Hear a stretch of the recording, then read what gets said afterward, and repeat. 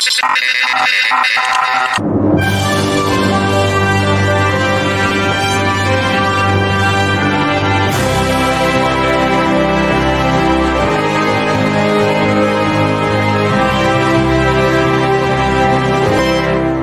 haven't practiced it enough. All right. But I'm Jake. We've got Tracy. We've got Ty. Tracy from Movies That Make Us. Ty from Multiplane Podcast.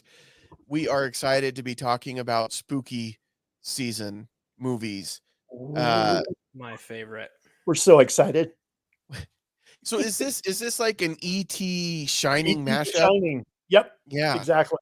Yep. All right. Now, I was telling you this off air before we started recording, but that shirt would terrify my sister. She is terrified of E.T. in general. And then you add the Shining to it, and it's a whole nother. Yeah, like you don't even need to, but if you do, then it's just another level of terrifying for her. So, I guess as she has not seen The Shining. So. Come on. Me and my dad like E.T. Yeah, we do classic. like E.T. I need you to go out though while I record. My son would like to make an appearance at some point on the show. He tried on our episode of Movies That Make Us that we just recorded. He is also now trying on this show. He got the microphone hooked up to the soundboard, but he has not figured out how to unmute it yet. So Way to go, Ben. you don't know how. I have to press that. Okay, just don't push buttons. All right. You're pushing my buttons. All right. Last week on Age of Geek, the ladies from Cutscenes and Cupcakes talked about spooky video games, their favorite video game genre. So we are following it up this week by talking about spooky movies. And so, Jake, being me, I don't watch a lot of spooky movies. So I brought in a couple of experts to talk about scary movies that you guys enjoy this time of year or maybe any time of year. And so, Tracy, I know in the conversations we've had that you are way into a lot of scary movies. That's a genre that you enjoy. Ty, I know you're into that kind of stuff. You do makeup that is incredible. Yes. Movie Yeah, quality actually, type I got my makeup. degree in makeup. So Yeah. Did you really? I didn't know that. yeah, so I have a culinary background as well, but Right. starting off in the world as a young man, I got certified as a special effects makeup artist. Okay, that is so cool. I did not know that about you. Yeah. I thought you just So had... I have a little bit of stuff to add and contribute to this one. Yeah. And I've seen you've posted pictures on your social media before of some of the makeup work that you've done, and it is incredible. Thank It's you. phenomenal. So, which is not surprising. Ty's a man of many talents. So we're lucky to have him as part of the team. So guys, I want to set the mood for you. You've got your Halloween tree set and decorated in the corner. You have the severed feet hung on the mantle with care. Your favorite Halloween carols are playing in the background. For me, it's Oingo Boingo. Typically, I put on a little Dead End Party, that kind of thing. Mhm. What movie are you getting ready to nestle down and terrify yourself with? What are some of the movies you guys really enjoy watching this time of year? You know, it's interesting for me because I'm not a big horror guy, like especially when it comes to like body horror. Like I don't want to. I tried to watch part of the new Hellraiser, and I'm like, this just isn't my thing. I like monster movies. I like suspense. I like ghost stories quite a bit. But one of my favorites this time of year is Cabin in the Woods. That one is just so well done and so much fun. It really takes, for those that haven't seen it, it takes the horror genre and really twists it and turns it on its head. It kind of pokes fun at it at times. But it's a good little monster movie all on its own too. That's a great pick. So my number one, and again, things that really draw me in, especially if they have practical effects. Yeah. Trick or Treat has been my number one since it came out. Okay. And I love how now it has gained such a mass cult following that, like, so Trick or Treat, when it came out, I was the only person I had ever seen who had made a Sam costume. Uh-huh. My brother was 10 years old, so he had the height down. I hand stitched, made the perfect head. We bought orange pajamas. I recreated the entire character because that's what he wanted to be for Halloween. And it was something that, if you were a Trick or Treat fan, you were like, there wasn't a lot of us. Right. It's definitely gained some footing in the last few years, so much now that we're probably getting a sequel. Mm-hmm. And I really love anthologies. So it's probably one of the best anthologies. And it's got a little bit of gore, but like you said, Tracy, it's got enough suspense that's built up with the interweaving stories that it's still probably my number one. Yeah, like Hostel, I can't do. That's too much for me. There's some that, yeah. It just some of the Saw movies. It just when it's like gore and horror for horror's sake, I'm just not as much of a fan. Gore galore. Not a movie, but a TV series that came out last year that I loved was Midnight Mass on Netflix with Mike Flanagan. You talked a lot about that one last year. I remember when it came out. Was a great take on the vampire story. It's about this small town where a new priest comes into town, and turns out that it's a vampire, and it's just really spectacularly well done. I haven't checked out the Midnight Club yet. That's also Mike Flanagan. I've heard kind of lesser reviews. I haven't had a chance to check that out, but I like his work, so I'm interested. Yeah. So between Midnight Mass, which is vampire centric, and What We Do in the Shadows, which is also vampire centric, are you more of a vampire guy, Tracy? Is that kind of your jam when it comes to monster movies? I've always been drawn to the vampire mythos, for sure. Like I remember in high school in my AP English, I wrote a paper on Nosferatu. Mm-hmm. And this was pre-streaming and download. So I had to go up to the University of Utah Marriott Library and watch it there. Wow. How do you feel about the reboot that we're going to get? I'm interested. I think it's got Doug Jones in it, doesn't it? Yeah. So I love Doug Jones. I think he's absolutely amazing. So I don't know much about it other than that, but I'm excited to see it. Yeah. Doug Jones is incredible. He does a great job in anything that he's in. You put him in makeup and world. Yeah, see, here we go. Tracy's dropping another name. This is the second episode tonight that we've recorded. Tracy's dropping a name again. Only because I met him at FantasyCon. Yeah. I don't know him. I'm not friends with him on Facebook. Anything like that. I have heard from tons of people that have met him at conventions and things like that. The same thing, that he's just a really nice, great guy and just super, super down to earth. And even people that run into him out in the wild. I had a package of what they call lobby cards. They're like little postcards of different scenes from Pan's Labyrinth. And his handler was like, okay, pick one and he'll sign it. And he's like, no, I'll sign all of them. And the guy's like, well, you should charge for each one. He's like, no, I'll just sign them. It's no problem. And so he signed all 7 of them for no extra, Yeah. Then you have other celebrities. I'm not going to make fun of people, but I'm going to for a minute. Then you have other celebrities that come and put a whole thing around them so you can't even see them without paying the entrance to see them. And then when you get in there, I was so bummed when Patrick Stewart came. We went up to get an interview or an autograph for my sister, and he wasn't even making eye contact with people. He was just looking down and signing and pushing it to the next. Yeah. It's it's at least pretend like you're excited to be here. So because I get that they're not sometimes, right? I mean, you're signing autograph after autograph. Mm-hmm. And so I get it, but but the reason that you're there signing autographs is because of those people. So yeah, exactly right. Yeah, you have your status due to the fans that are there to see you. So, well, at next year's Fan X, those that come up to me and want me to sign something, I will do it for free and make eye contact the whole time. Absolutely. I'll do uncomfortable level eye contact. Ooh. Where it's just not even looking down to sign. That is my promise to you, fans. If you come up and see me at Fan X, it just says Jack, and the rest of it's written on the table. Can you have a pre-printed picture of you with nothing but a flamingo covering you? I feel like we could make some money off of that.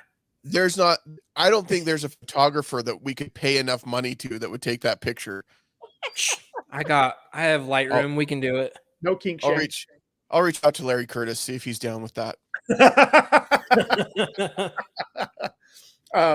Ty, when you mentioned practical effects, I think one of the best scary movie horror films with practical effects has got to be The Thing. The original. I knew you were going to say John Carpenter's The Thing because yes, it is. Right?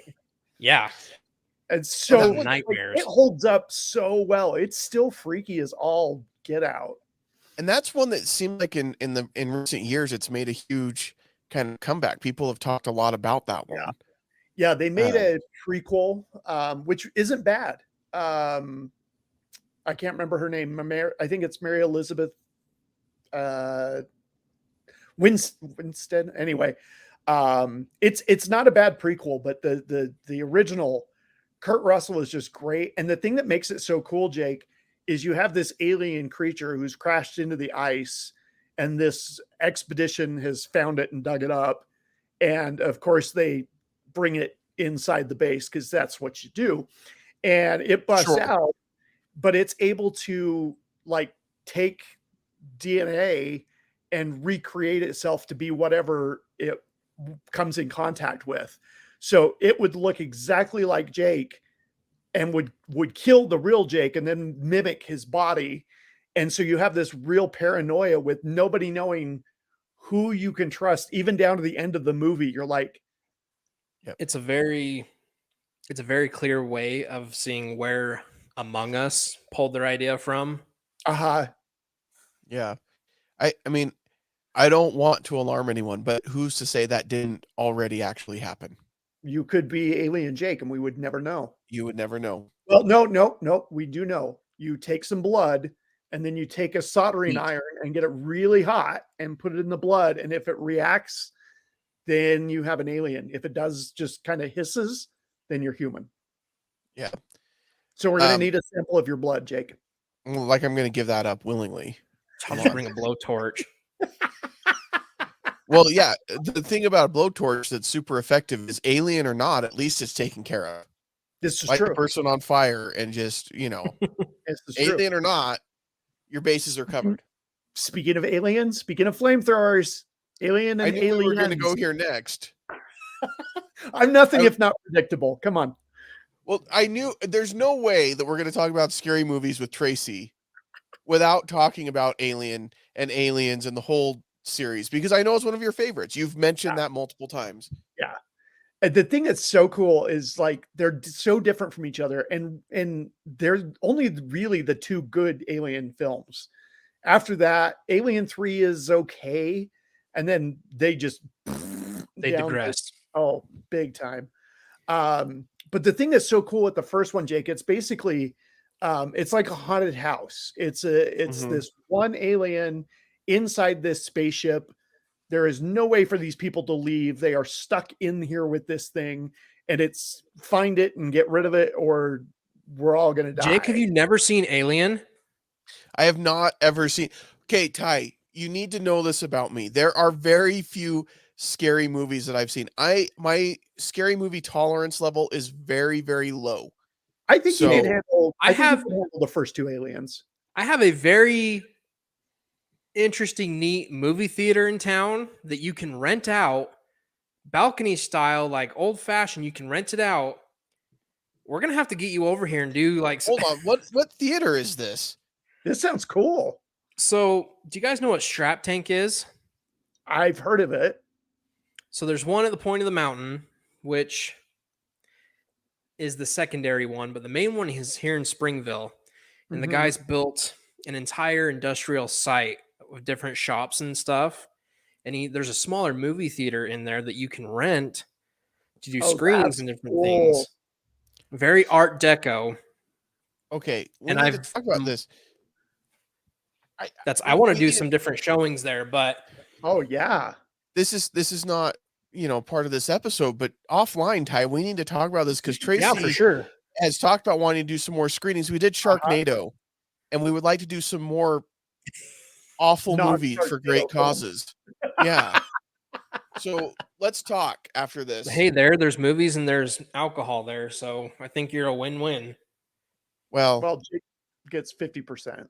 that's a lose-lose for me. So, well, yeah, kind of me too. But you can have your soda. Yeah. Did you guys ever see? And this is one that's really interesting. Scary Stories to Tell in the Dark. Oh, I've heard of that one. I haven't watched it. I've never seen it, but I remember those books from when I was a kid. Like that's how you knew you were cool if you borrowed that from the library. But see, Jake, how old were you when you first picked up that book from the library? Were you in your teens? Yeah. See, I was still because I remember in elementary school picking it up. I think people were still talking about it in middle school, but I think it was probably 5th or 6th grade. So I would have been preteen. So I'd first read them as a small kid too.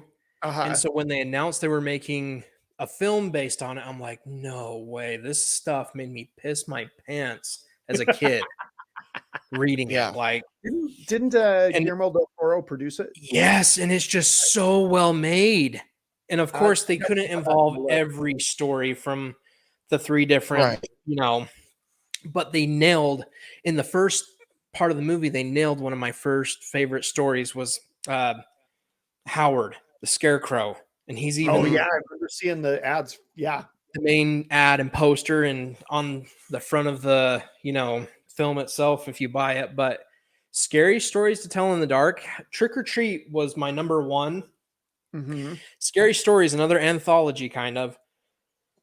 It almost dethroned it. Wow. And it's the suspense that it builds up, and it's just so creepy. And so, man, like my wife won't even watch it with me again because, like I said, we had both read the books as kids. Yeah. Right. And the illustrations were disturbing. Yes. So to see it come to screen was something that's like, hey, how are we going to pull this off? Are we going to be able to sit through this? Because if any of you guys have read those, the illustrations alone would put. Well, I remember borrowing it from the library at school. It was like in the school library, like Yep. And bring it home, and my parents seeing it and kind of flipping through it, and like, what is this book that you brought home? Where did you get this? From the school library. It was fortunate that my parents weren't politically active because they probably would have worked on getting it banned at that point, but it didn't. I'm getting it on Twitter right now. Yeah. Well, this was pre-Twitter, kids. So, that back in my day, the only thing you had to do to complain was write a letter to your senator, Yes. Yeah. I'm curious, guys, is there a movie that you freaked you out as a kid? Like, what was your first kind of scary movie as a kid? So you're going to laugh at me. Go ahead, Jake. Well, okay. Then they'll laugh at me first, and then they'll laugh at you, Ty. But the one that really freaked me out, I remember being at a sleepover for some friends. That's typically where this happens. Yeah. Yes. And the movie that they put on was Witches. And that stupid thing when they took their hair off and everything, like, I'm telling you, you guys don't understand how low my tolerance for scary stuff is. That freaked me out to the point where I called my parents at like midnight or 1 o'clock and they had to come pick me up. So that is a movie that freaked me out when I was a kid. All right. No shame. Yeah, you guys are going to wait. See, Ty, you've got nothing to worry about, my friend. I'm sorry. I'm sorry. Still a good story. So here's my background too. My dad was pretty liberal in my options of what to watch as a kid. Okay. Like me and him would be watching Child's Play on Saturday morning. Whoa. Laughing at it like wow. All right. So I've got a wide range of stuff that I watched way too early. But the one that messed with me, and this is again really stupid, Critters. Oh, okay. And it's the same reoccurring nightmare that would happen. We had a 3-level home. In the bottom level, there was another smaller crawl space in there that, we had a playroom, and then the other side we had all of our junk that we kept in there, storage. you would turn the lights off in there and it was just utter darkness. And I would get this creepy feeling, and I would have this reoccurring nightmare that critters were living in my crawl space, and they'd come out at night, climb into my bed, and just start eating me. And Ooh, it's such a dumb one to like sit and be afraid of too. And me and my brother just had this conversation not too long because he was saying, he's like, "What movie did you watch as a kid that like actually meant?" I'm like, Critters messed me up. Mine's The Changeling, and I first saw that at a sleepover, and I don't remember much about it, but I remember the wheelchair and I remember the ball bouncing down the stairs, and it was at a sleepover, and I almost called my parents, Jake, and this was after we had gone to my first haunted house, so that I can see how that messed you up. Yeah, your Isn't stories are way better than mine because they at least involve actual horror movies. Witches isn't a scary movie. What was wrong with me as a child? Same thing that's wrong with me as an adult. I messed up. The other one that got me was Something Wicked This Way Comes. Thank you. I was going to mention that as one of my ones that I have to watch. Yeah. How is that a Disney movie, by the way? Oh, I have no honestly, it's terrifying. It's because it's a Ray Bradbury piece. I was shown this in school. One of the Halloween time at school, the teacher showed that one, and I was like, "What?" Yeah, because when we were younger, all they looked at was, "Oh, this is a Disney movie, so it's fine to show in school. Okay. Mm-hmm. It's Disney and rated PG. It'll be fine." No, it's not fine. This is one. So Something This Wicked This Way Comes. We've actually talked one time on Multiplane that was during a Halloween special. And it's one that we're naming like best villains. And Dr. Dark was one of my top villains from Disney. Yeah. And this is one that I didn't get messed up on, but this is one that my dad...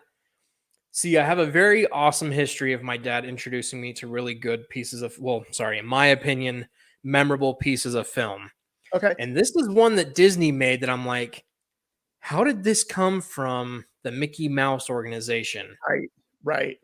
But my dad sat me down with some popcorn. He's like, "Hey, check this out. It was October. So he's like, we're going to watch this. This scared the shit out of me as a kid. Sorry. Can we curse on this one? Am I allowed one?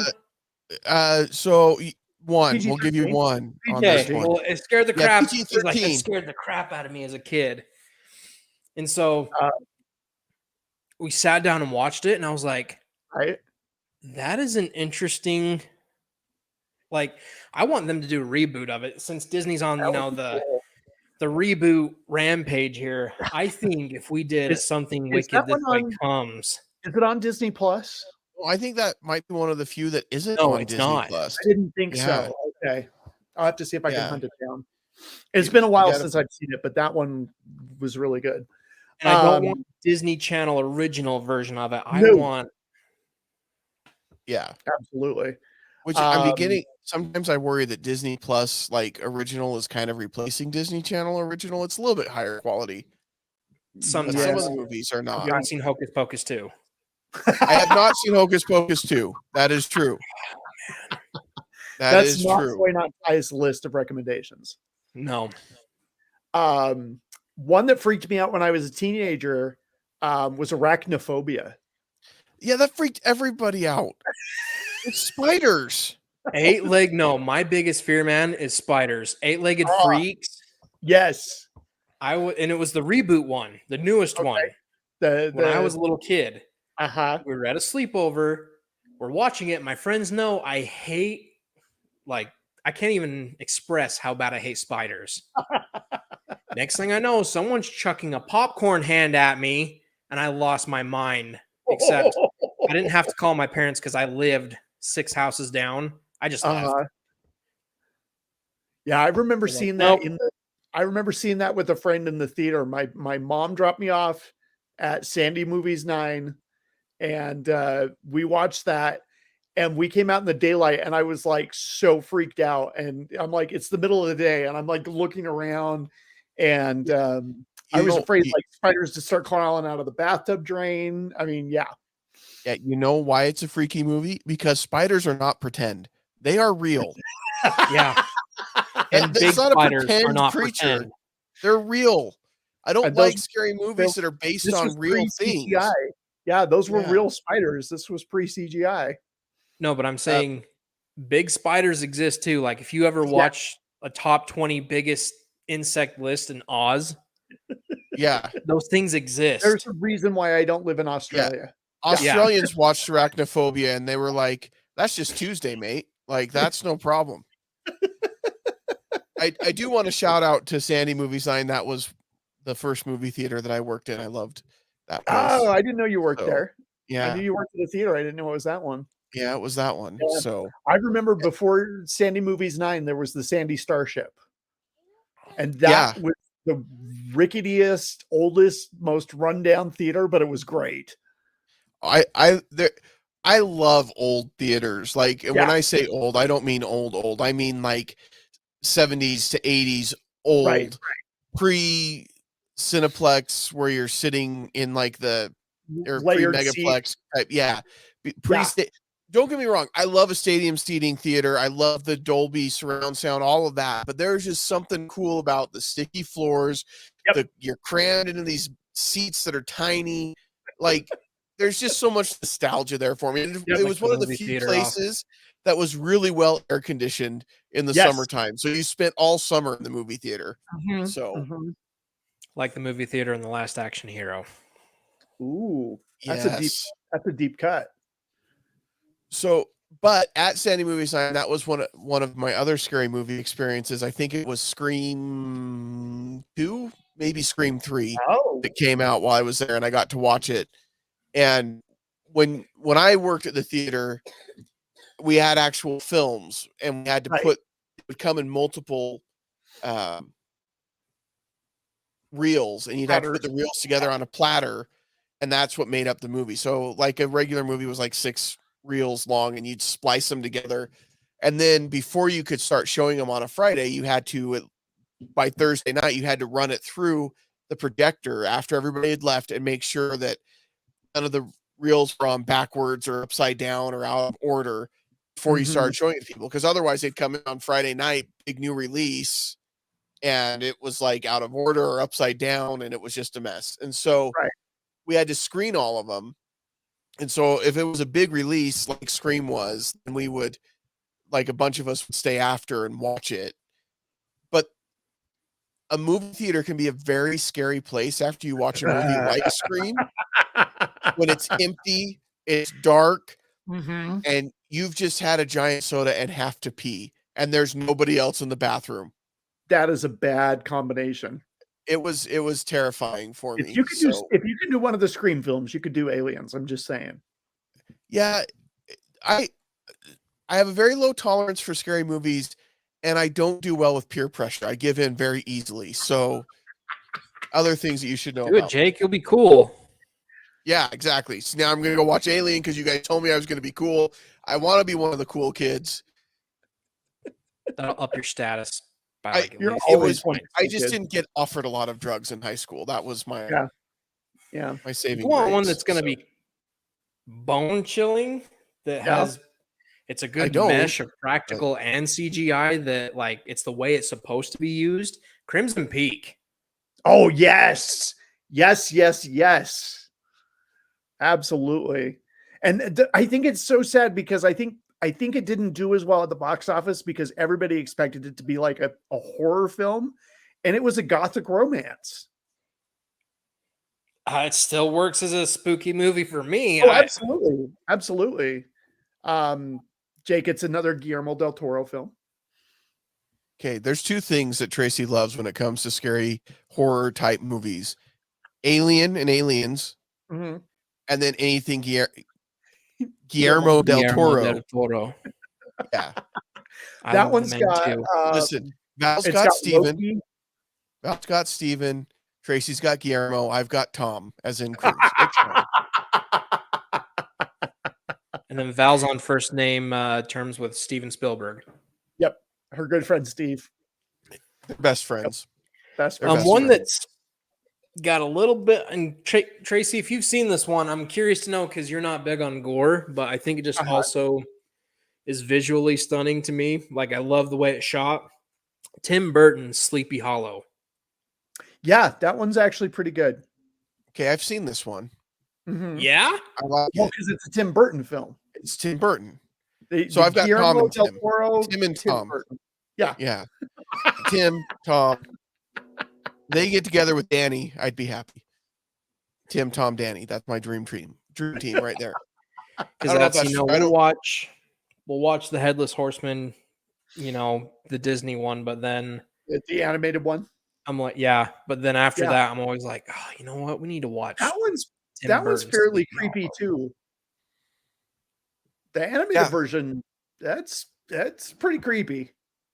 It is. So Christopher Walken in the Tim Burton film. Well, I like the Ichabod character in the Tim Burton film too, because he's more of a detective, and like there's more to his character than just the scaredy cat school master guy. Like who eats a lot.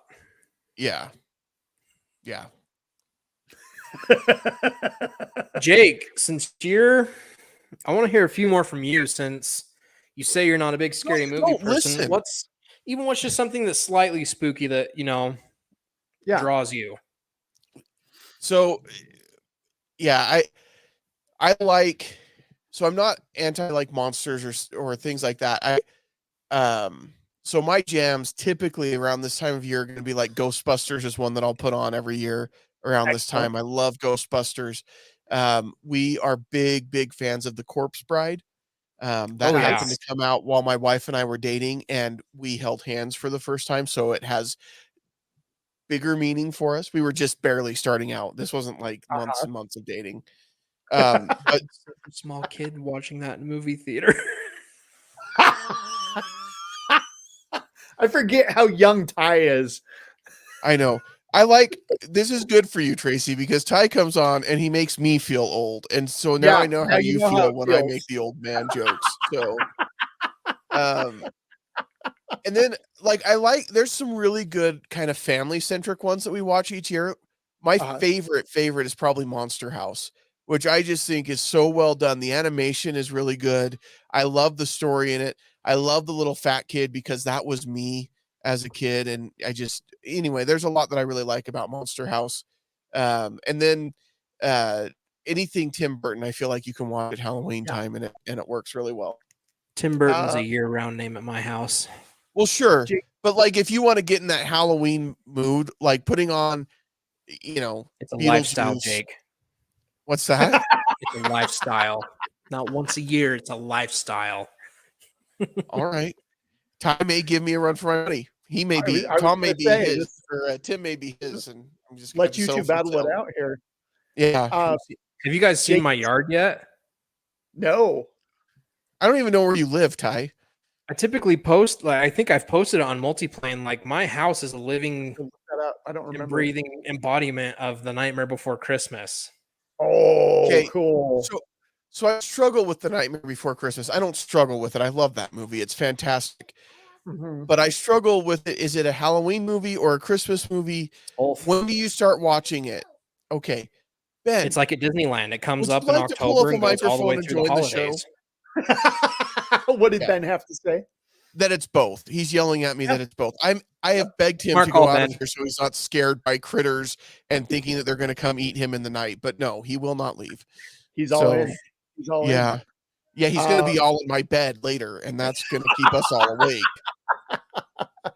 It's not a scary film, but Jake, if you haven't seen this would be great for your family. The Book of Life. Yeah. I've heard really good things about the Book of Life. Great little movie. So it's a DreamWorks or Illumination. So I think it's Illuminations. But it's probably the best one that they've done, and it's all about the Day of the Dead and really clever. I feel like it must have come out around the same time as Coco or something that caused it to fly really, really under the radar. I think it was, but Pixar was working on Coco long before the Book of Life. I'm not saying that like Pixar ripped anybody off or anything like that. It just feels like there's something that happened that caused that one to go under the radar, but then people afterward are like, it's really good. Let me Book of Life. Something that I've wanted to talk about on Multiplane. This hasn't even come out yet, but they just published that Disney got the rights to it. And I'm really hoping they do this one justice. Have either of you read Neil Gaiman's The Graveyard Book? I love that book. I love The Graveyard Book. It is so good.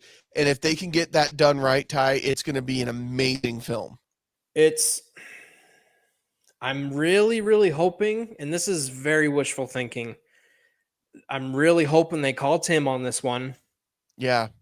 Because we haven't had a good, marriage of Tim Burton and Disney since Frankenweenie, which is another excellent one to watch this time of year. I feel like they should be able to get Tim because nobody's been able to confirm this for me, but I don't know that I've ever seen Tim Burton and Neil Gaiman in the same room at the same time.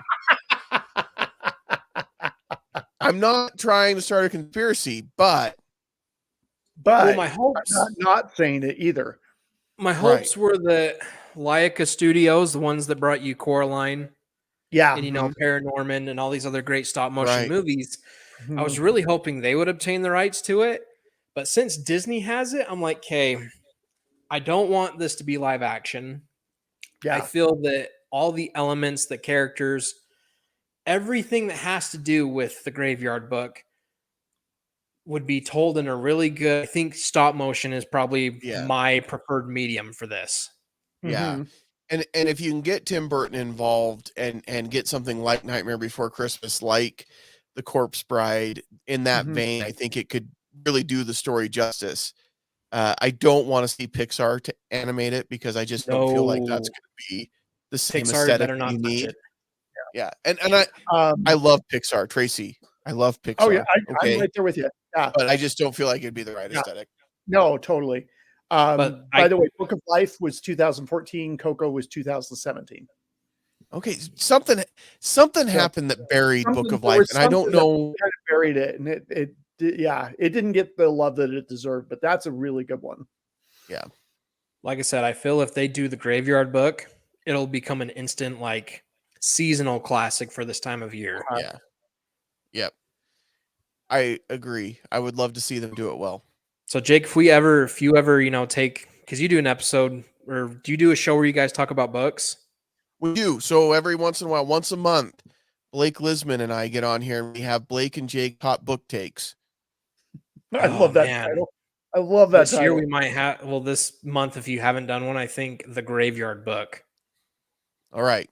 Would be a solid choice. And I know somebody who would be a great guest on that show. Of course you do. Who? James? Ty. Oh, Ty. Oh, okay. I thought you were meaning not in this group. Ty would be a great guest. Doug Jones would be a great guest. You should go Doug Jones. And you know who I could see Doug Jones playing? I could see Doug Jones, if they were to somewhat do a live action, which again, I hope they will. They don't. But if they do a live action, I want to see Doug Jones play Silas. Yeah. But if they do it animated, I'd like Chris Pratt to do the voice because he's apparently the hot voice actor to do all the voices now. No. Not hating on Chris Pratt I am so hating on Chris Pratt for that. He is not the right guy for that role. I'm sorry. No, he's absolutely not. But he's also probably not the right guy for Mario since you've got a voice actor that's been doing his voice for 30 plus years. But, and I'm sorry, I've kind of got Chris Pratt fatigue. It's none of my business.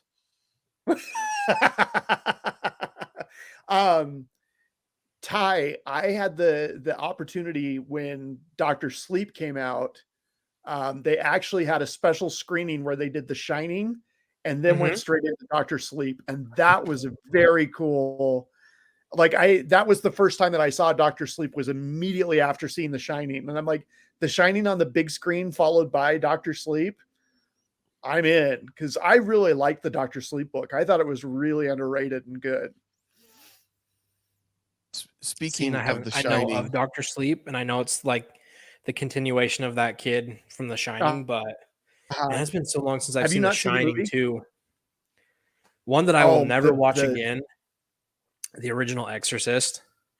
Oh, yeah. I've never seen that one. Oh that one's way above my scary tolerance. I have a friend who watched it for the first time, and she's like, even though it's been mocked and it's a trope now, that movie is still freaky. I'm like, it'll mess with you, man. Like, it does, yeah.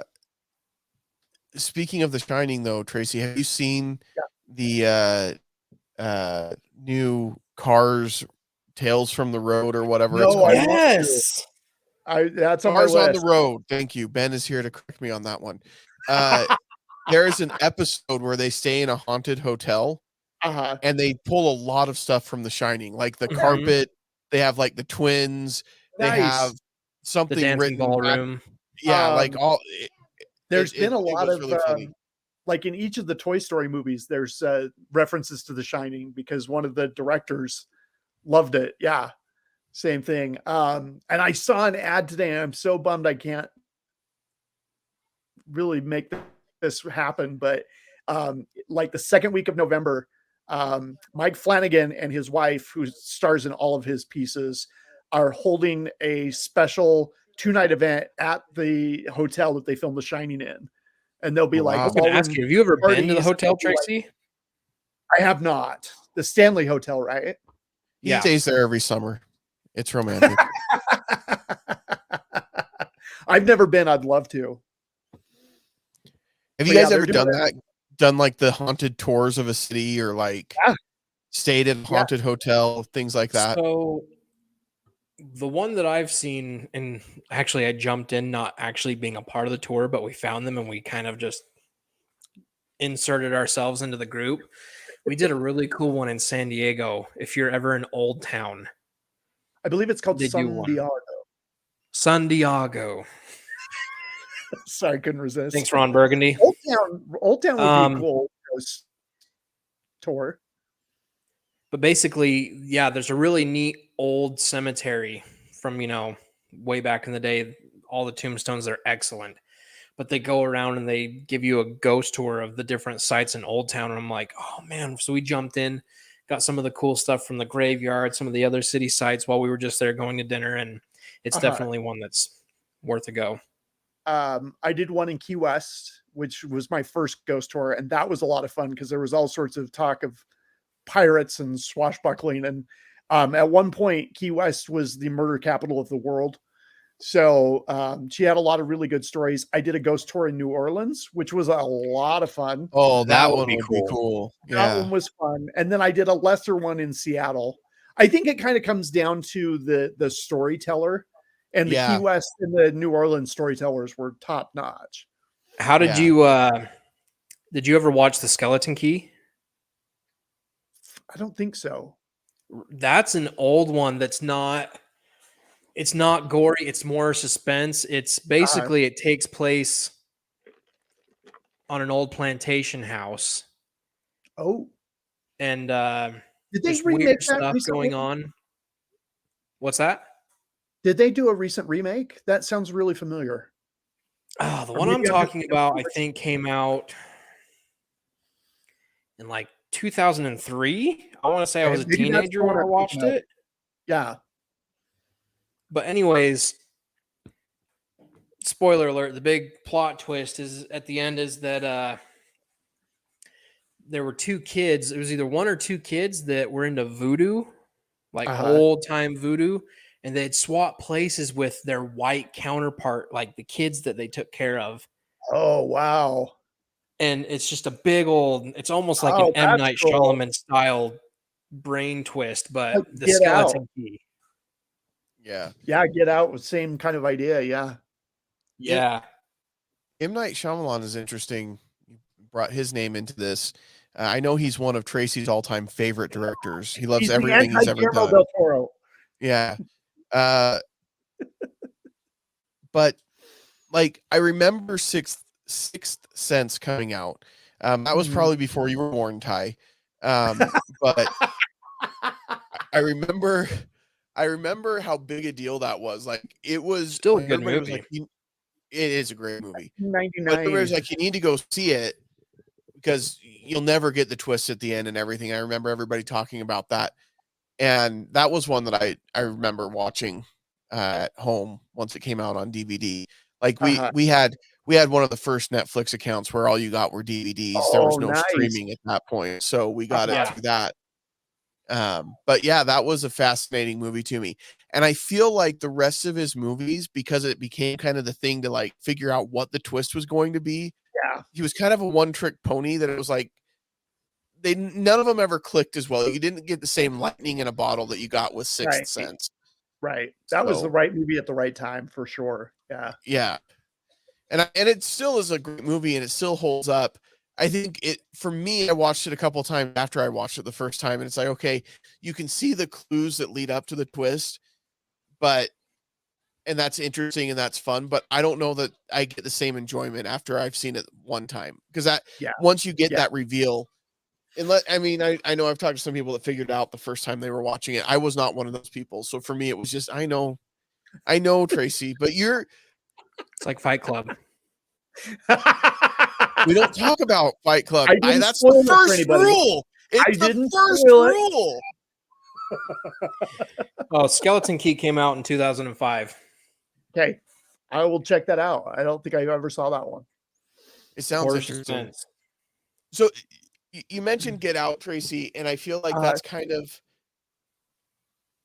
Jordan Peele seems to be establishing himself as kind of the king of horror right now with that and Us and Nope.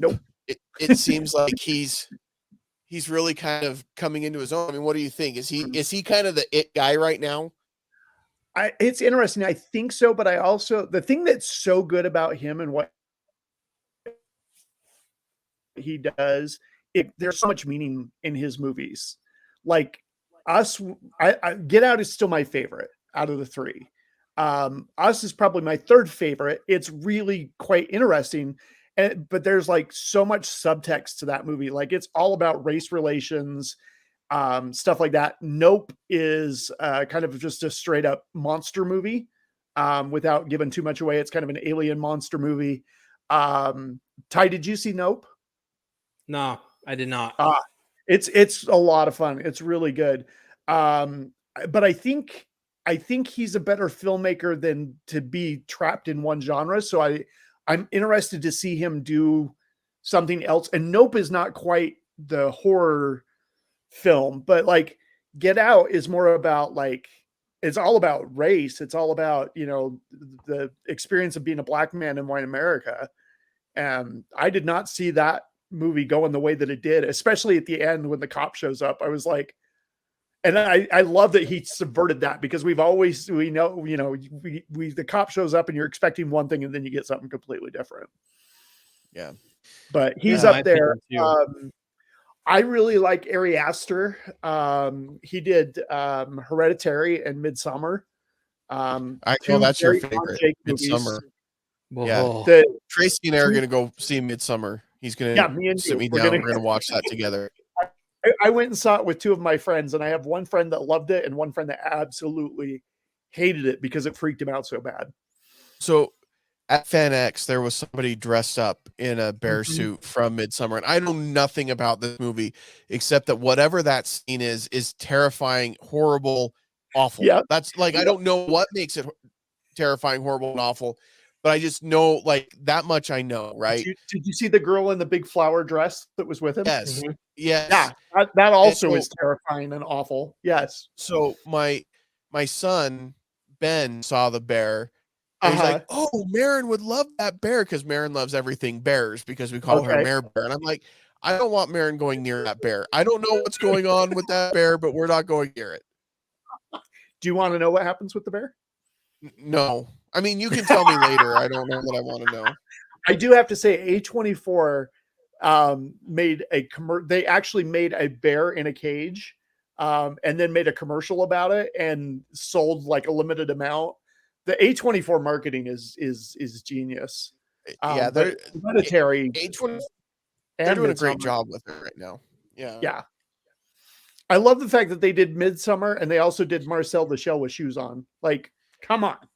Well, they are establishing themselves as, look, if you have a creative story that you want to tell, to me, they're like the adult version of Pixar. Like, if you have a great story that you want to tell that's creative, that's different, and nobody else wants to pick it up, it's a good story, we'll take it. We'll make it. And I think that's really cool. So, Ty, really quick, what do you think about the Blumhouse films? The what? The Blumhouse. The production company, they did like the newest Halloween. They've done a lot of horror movies. Okay. Here's my deal. I was gonna kind of bring up too real quick. It's hard for me to watch new modern horror. Because I don't think we'll ever get another decade like the 80s that gave us the most iconic, awesome horror films of all time. I mean, Hollywood just keeps regurgitating what came out of the 80s, right? So far with the new Halloweens, I've really liked everything they've done. But again, I'm at the point where I'm like, okay, we're just continuing something that's been there. Right. Give me something fresh. The thing, like I said, why I gravitated towards Trick or Treat so much was because they were able to pull out this monster movie and this different, killer, slasher. It had a little bit of everything, but it was original. So that's still why it's my number one. But for anyone listening, I'm not a big fan of a lot of modern horror, and because I'm more of a movie monster guy. So, but do you think Halloween is actually ending this time? No, they'll create it to where Mike's soul is so messed up that it can be, switch personality, or it can be sucked up into someone else's persona and body that he gets to live on through that way. And even Jamie Lee Curtis came out this week and said, "You never know." Yeah. And look at the it's pretty much going to be look at the new Chucky series, which I highly recommend. The new Chucky series. It's like the Cult of Chucky. Okay, well, we can just do a big old cult, call upon the spirit of Mike Myers to embody someone, and then he dons the mask and he kills someone. Where are we going to go with it? Okay, super quick before we wrap up, we did not talk about any Sam Raimi films. So Evil Dead, Army of Darkness, Evil Dead 2, even Ash versus the Evil Dead was a lot of fun. Evil Dead 2. Yeah. Evil Dead 2 is great. Jake, you might really like Army of Darkness because it's more silly. It's much more of a comedic one. And it really draws back on his love of Harryhausen. So there's stop motion skeletons fighting and stuff like that. But Evil Dead 2 that's got to be right up there. That's in the top 5. That's even the Evil Dead remake was. That was good. Oh, that one was gosh. That one was hardcore. That went brutal. Yeah. The razor scene. Woo! Oh, that and the tree. Yeah. Well, molesting trees, Jake. Do you say molesting trees? Yeah.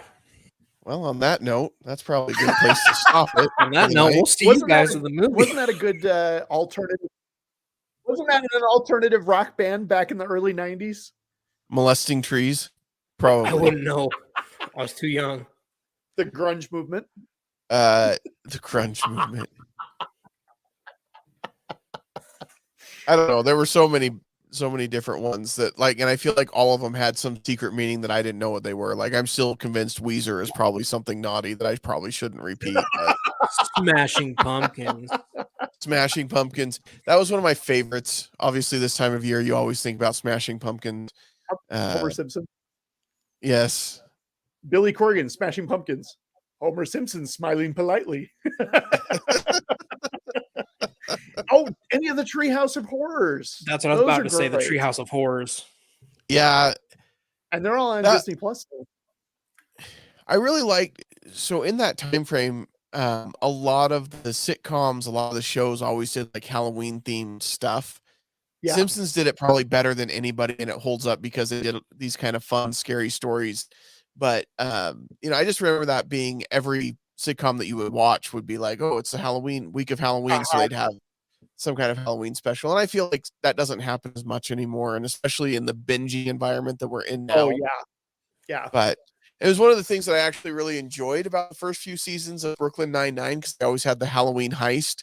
But then as they got moved around on the schedule, they had to turn it into a heist in May or whatever. But I like that kind of stuff. Community would often do a Halloween episode. Yep. And maybe their movie. We need to review that on Movies That Make Us. We got a Community movie. When does it come out? Has it come out? They're still writing it. They just announced it so they could start getting everybody on board. But you're ready to review it now and give it an A.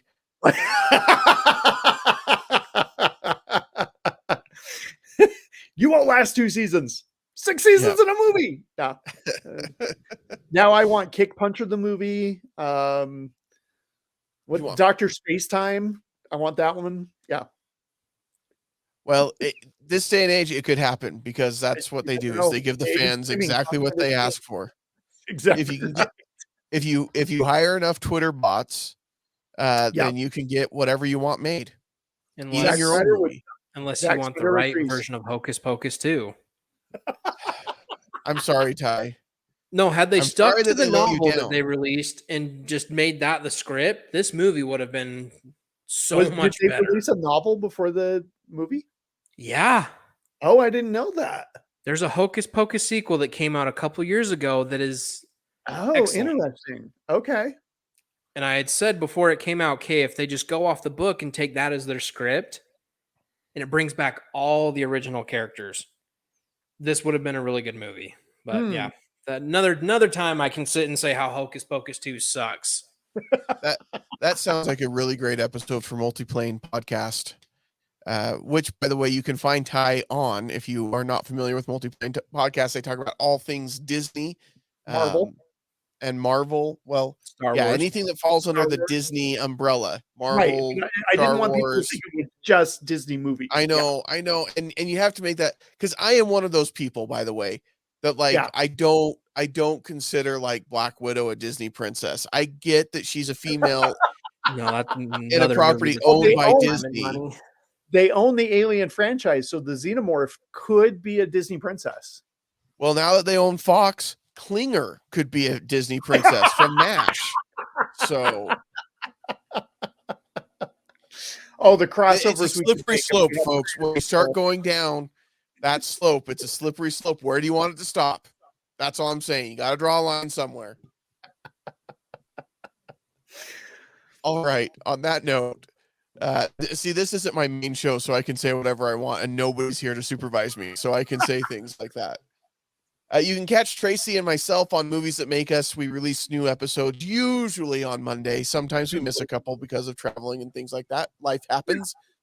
But if you like movies, we are a book club, but for movies. So you want to check that out. And then, of course, Age of Geek, you want to keep following here because each week is going to be a brand new topic and a brand new episode, and you don't want to miss any of it if you are a nerd or geek. You never know who's going to show up. That's true. You never know who's going to show up. We could surprise you.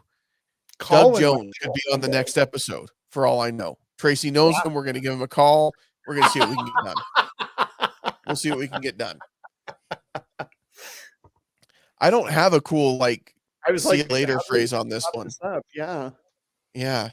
So I guess just follow us on social media. We have a Discord channel. We'll put the link in our description so you can come join Discord if you'd like, or a Discord server. I don't know the difference. I'm too old. But check us out. It's supposed to be fun. And until then, geek on, friends. Make mine Marvel. Geek on, Jake. Geek on, Tracy. On. Yeah. Geek on, Wayne. It's Age of Geek party time. Excellent.